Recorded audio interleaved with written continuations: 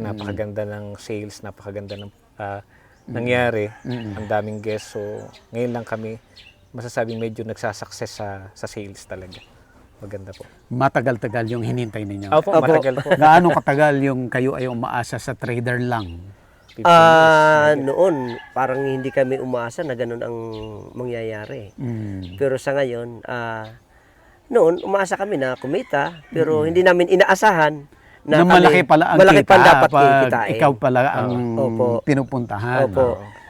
Yun ang Almost 15 years eh. 15 years ang maasa lang kayo sa mamamakyaw. Oo, Opo. full sale pa. Pero nangangarap po ako na someday, mapamahal talaga namin pinya kasi ako mismo nakasaksi na halos barating talaga si Papa sa price. Siyempre ako na anak, sabi ko sana dumating yung point na ako yung bumibili ng pinya niya, which is totoo po na nangyari ngayon. Ang ginawa ko, mula sa maliit na size hanggang sa pinakamalaki, Nabebenta lahat. binibili ko kay Papa ng straight 50. Oh. Mapaliit o palaki hanggang ganun. Paano ang sistema ninyo? Ang ginagawa ko, sir, halimbawa, sir, yung pinakamaliit, mula dyan, halimbawa, yan. Hanggang sa pinakamalaki, iisang price lang. Kay Dako? Kay Papa. Ako na bumibili sa kanya. Parang ikaw na yung buyer niya. Yes po. Tapos yung sales na dumating ng mga guests, parang yun yung sa sales akin. ng online. Yes. Oo. Pang-cover mo naman doon sa expenses Yes po. mo. Opo. Ganun naman siya. Kumikita ka rin. Yes po, kumikita. Ikaw kuya, gaano kalaki ang linaki ng kita mo? kalahati. Masaya ngayon. Opo, masaya. kasi ganito po yan, sir. Yan, nabibili lang sa amin, minsan 20 lang. Ang pakayaw niya sa akin, 50. Kahit maliit. Kaya sabi namin, combine tayo. Opo. Kukunin mo sa akin per piraso, wala kang pakialam sa timbang. Basta ang per piraso. sinusubaybayan po yung bilang. Bilang lang. Yung bilang lang. Okay. Paano yung pinitas natin na bakaliit? Wala yon. Minsan napapasama din. May mabigat malaba. Pag hindi nagre-reklamo, sinasama. Actually, totoo yun, sir. Gusto mo bang matuto ng agribusiness, crops, livestock and poultry, aquaculture, at ma-inspire sa mga success stories?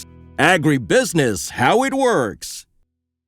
As a YouTube channel, Agribusiness features entrepreneurs, farmers, organizations, OFWs, investors. However, beyond our usual content and official endorsements, Agribusiness does not engage in other business dealings with them. While our viewers and featured individuals and entities may choose to pursue business deals with each other on their own, we encourage them to be cautious in doing so. Agribusiness Connect is in its third year. Join us on August 8, 2026 at Elements at Centris. Agribusiness Connect Year 3 is co-presented by Bayer. We would like to thank our major sponsors: Tate Aqua Feeds, Greenland Bio-Organic Fertilizer, All Certified Equipment Trading Corporation, Agridome Solutions Corporation, MVP Fresh Farms, Bulacan Dragon Fruit Depot, Don Ricardo's Lechon House, Sanadu Max Power, AgriMac, Amo, Ako'y Magsasakang Organiko, Adinso, and Iritech, Sugarcane and Beyond, Don Benitos, Transfer It. We would like to thank the following sponsors: Roomsol, Bio and Fertilizer, Rural Bank of Angeles, Asil Laboratories, Tuburan Coffee and Tuburan 360, Rick Zwan, Mango Tours, Houston, Texas. Win a free trip to your chosen destination. This raffle is brought to you by BNG Travel and Tour Services. Win gift certificates from Kiwami. See you at Agribusiness Connect Year 3. Register now. Doon mo malalaman ang una kung siya ay hinog. Yan. Slice natin. So ito yung kulubot po. kulubot. Yung tinignan Green na natin. green siya pero Sa kulubot po tinignan, hindi sa kulay. Hindi sa Ayan, ang kulay. green. Ayan. Ganyan lang po tayo magbalat para madali. Ayan. parang maraming sayang. Sa puno po, medyo talagang may nasasayang. Nakita naman yun, may namumroblema doon. Pinakita niya nakadilaw. Yan, tikman niyo po.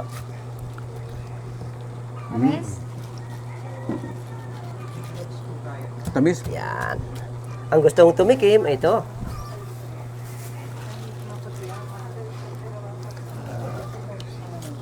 Tamis.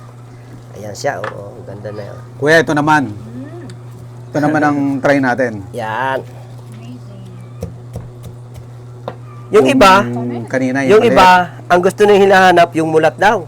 Ah. Kasi yung pikit daw, hindi masarap. So, pikit pa to. Opo, ayan o. Kasi ito, medyo mga nakaumbok pa yung mata niya. Eh, oh. Ito, nakahiwa-hiwalay Oo, na yung mulat ano na mulat kasi. po, opo. Kaya Yan. mulat, sabi niya kasi magkakalayo na. Opo. Yung sabi niya, gusto ko yung mulat kasi mas matamis. Ito, dikit-dikit pa. Opo. Pero sabi ko naman, ito hindi masyadong dilaw. Oo. Pero Ito, bakit natin pinetesto kanina? Dahil kulubot na yung tangkay kulubot niya. din yung tangkay. Opo. Okay. Yan. Pero matamis na rin siya. Yan. Diretso na yan. Pero green na green pa. Opo. Kaya minsan napasabi, mapapahiya ka sa akin, maasim yan, puti. Ang laman. Hindi po ganon. Ano, kumusta po? Tamis. Ito, open din natin tong yellow tapos yung kasi para makita Ayan, nila yung ano. Tamis ha? Oo. Kasabi po ng iba, yung ganito daw, pag binalatang wala nang makakain. Pero nakadalawa na kayo, sir.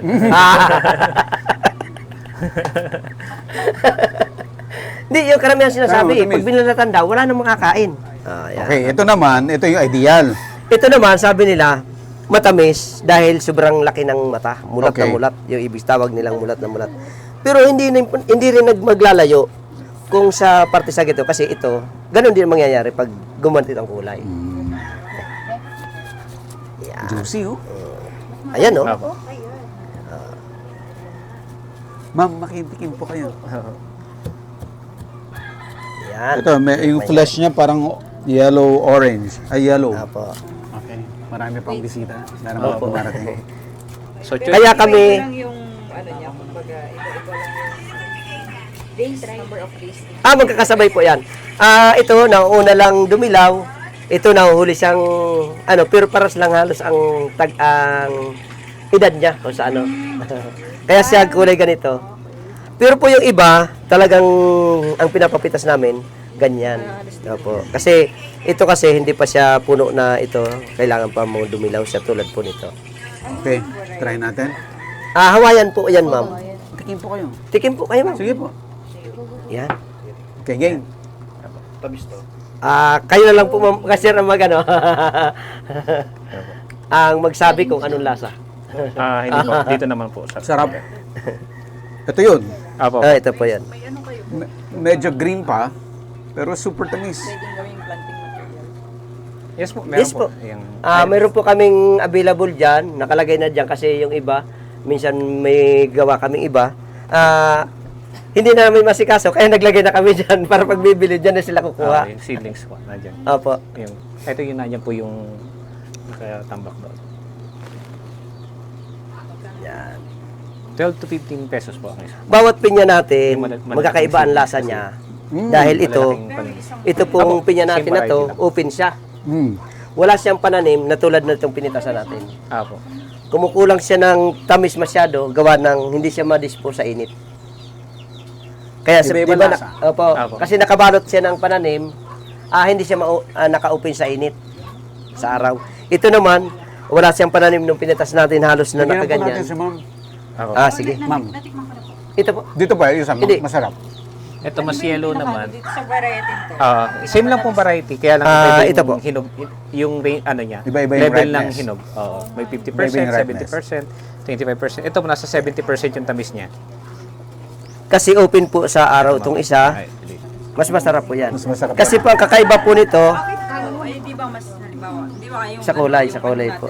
Opo. Kung hindi naman tayo masyadong knowledgeable, pipili natin isa. opo. Daw. Opo. Kakaiba. Ang iba-iba pinya po kwento kasi, about tamis. iba-iba ang binibigay na tamis. Kasi, depende yan sa naiinitan siya. Parang, kung sa ibang, iba yung naka-exercise, malusog. Yung mahinang exercise, medyo tamlayin. Ganon din ang binibigay sa pinya. Pag malusog siya, maganda binibigay na lasa. Opo. Mas masarap po yan, ma'am. Tignan mo, magkakaiba tayo ng lasa, no? Yung isa si ma'am, mas gusto niya ang lasa. Ngayon, si Sir, mas gusto niya ito. Kaya ganun din po sa pinya. Sa lasa po natin nagkakaiba. Kaya ganun din ang pinya. Iba-ibang lasang binibigay.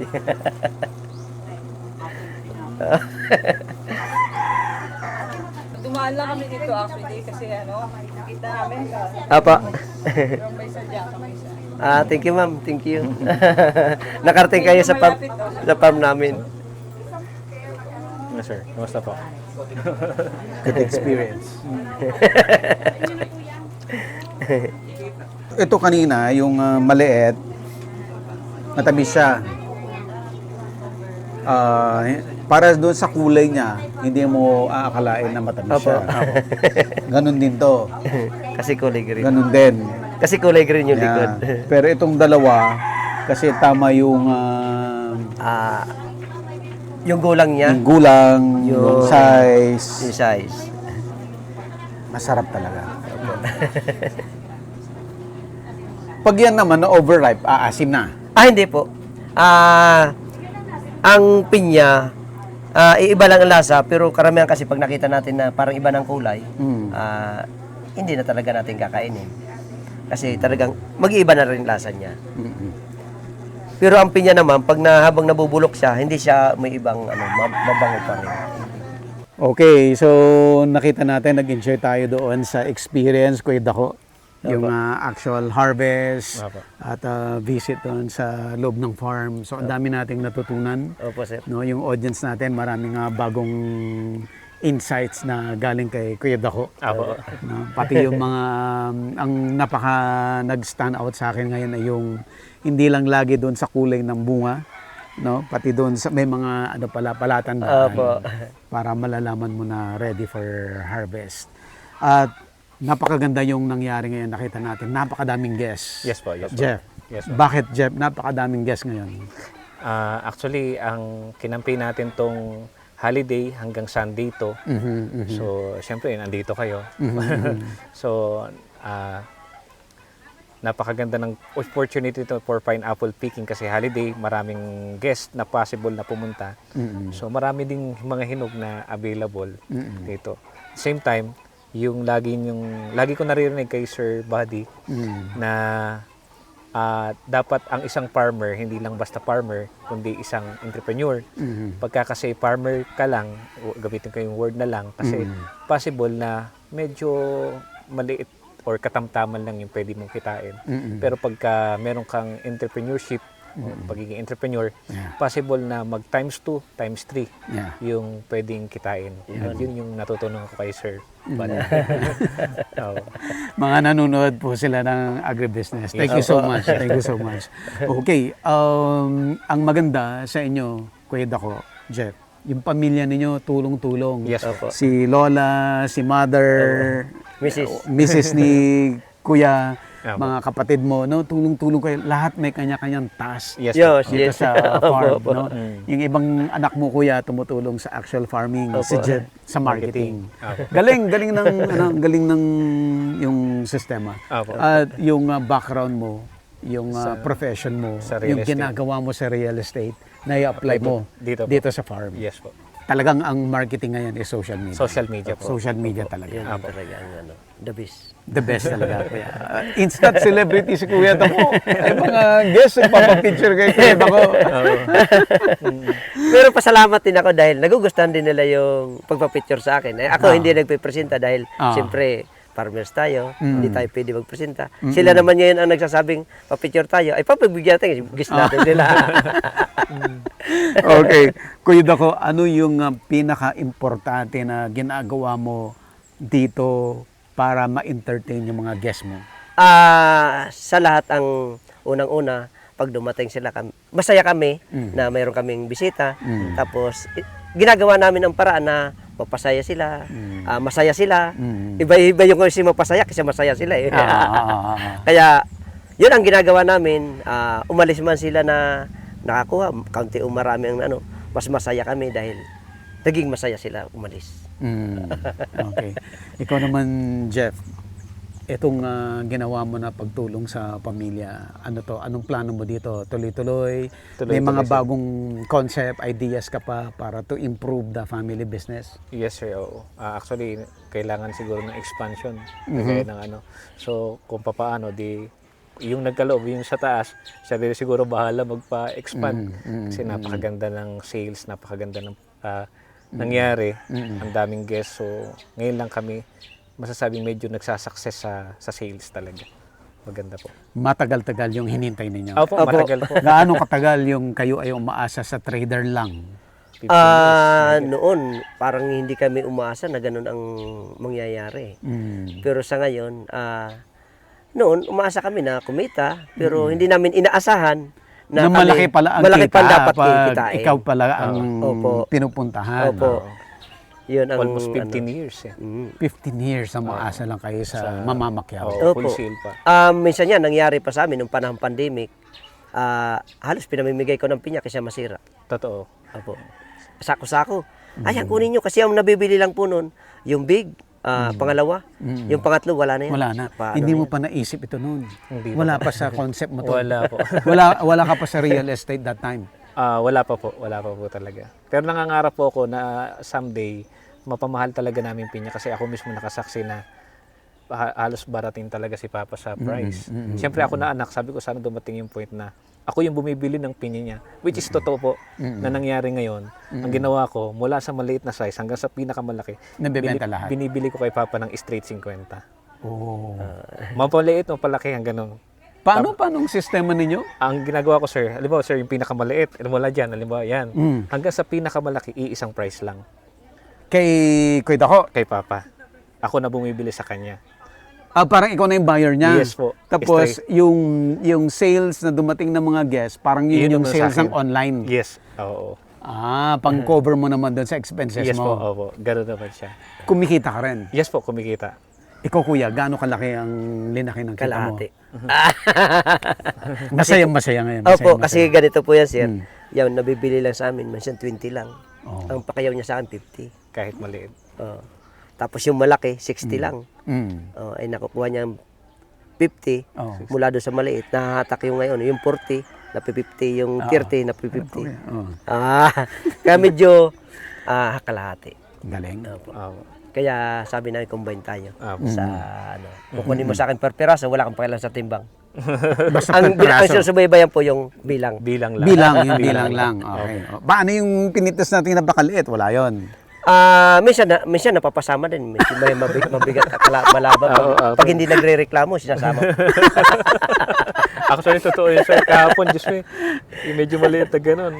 Kasi per timbang, pumatak ng 42 pesos eh. Yung mas malaki lang doon sa pinitas nyo. Okay lang naman daw sa kanila. Okay, Jeff. Ano yung pinaka-importante na natutunan mo dito sa pagtulong sa pamilya at the same time, negosyo mo rin? Kasi siguro sir yung yung biblical statement na igalang mo ang iyong mga magulang. Pagka iginalang mo magulang mo, tinulungan mo, i-bless ka ng Diyos. Then pangalawa, yung knowledge, kaalaman, lalo na yung social media, advertising, marketing. Pagka yung dalawang yun yung tatlong yun, una sa Diyos, sa magulang, knowledge, pagka ganun pinagsama-sama mo, malaki yung chance na maging successful ka sa ginagawa mo. So, yun ang isa sa tinandaan ko na napakinggan ko din sa isang entrepreneur, sa inyo rin, sa part ninyo. Kaya, yan ang resulta, sir. Tapos yung pag-create ng value sa isang bagay na meron ka. Pagka nakapag-create ka ng magandang value, follow na lang yung income. So itong Pick and Pay na project ni Kuya Dako at saka ni Jeff ay magiging all year round. Opo. So anytime pwede kayong pumunta rito Apo. para i-experience yung Pick and Pay. Pineapple picking. Super sarap talaga ng pineapple Opo, ninyo, totoo no? po yun. Apo. Super sarap Walang talaga. kumakagat sa dila. Wala. Hindi yung masakit sa dila. Opo. Pinapatunayan ko sa kanila dahil nagbubukas ako, harap sila. Tapos yung minsan, kayo magpili ma'am sa pinitas nyo, bubuksan natin, baka sabihin nyo, yung pinili ko lang yun, yung pinabuksan ko. kayo pumili para alam nyo na talagang lahat ng pitas nyo, ganyan ang lasa. Okay, Kuya Dako, sa audience natin, mga farmer, mga kasama mo, anong pwede mong sabihin sa kanila?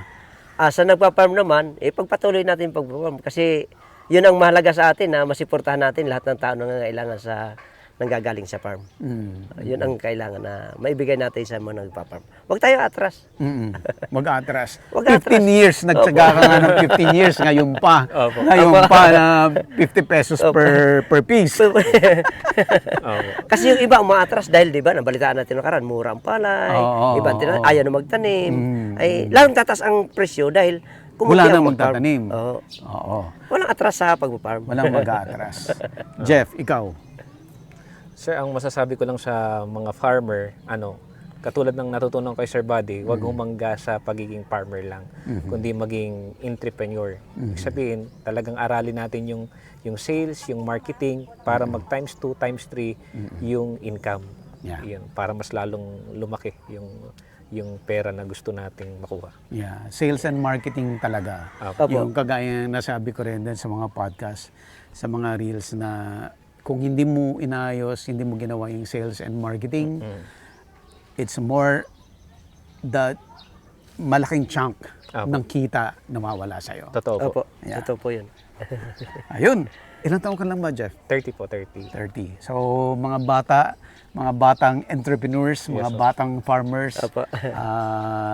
with the right tools Yes po. and knowledge, magsasucceed talaga. Magsasucceed. Jeff, thank you so much. Thank you, sir. Thank you so much. At Thank you, sir. pinakita mo sa amin yung Thank you po. Kuya, yung pick and pay na hindi mo i-imagine no na mag-okay yung pick and pay ng pinya kasi Opo, talaga kasi matinik yung inisip pinya po eh. namin na baka hindi umistart kasi may tinik, isipin may tinik, ayaw ko. Yeah. All right, thank you. Thank so you po, much. thank you. Okay. Tubig. Tubig. Yung regalo na.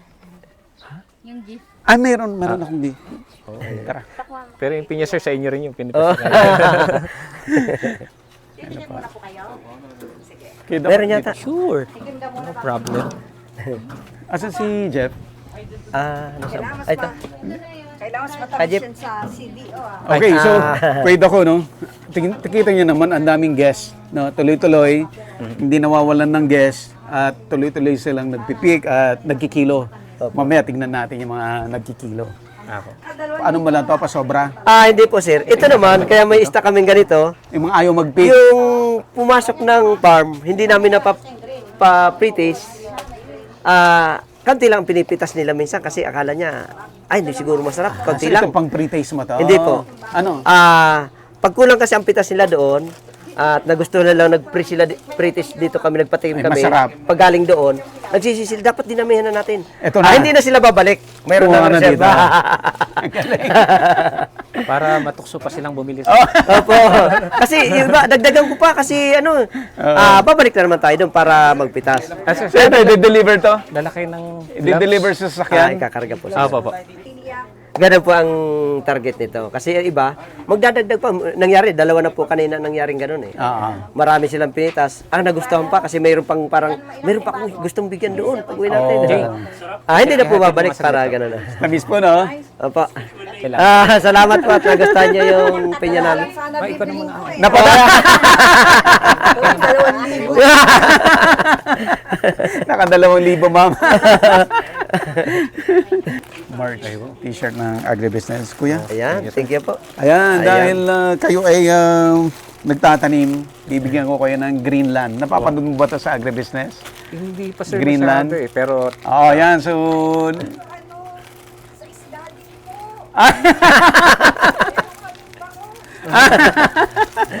nanonood din po pala kayo.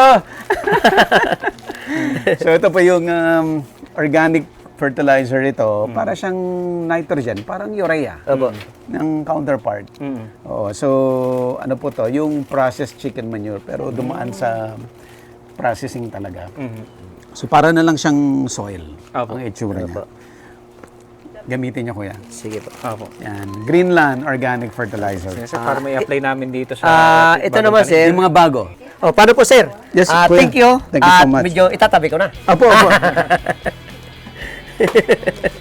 Agribusiness, how it works. Instruct, inspire, succeed.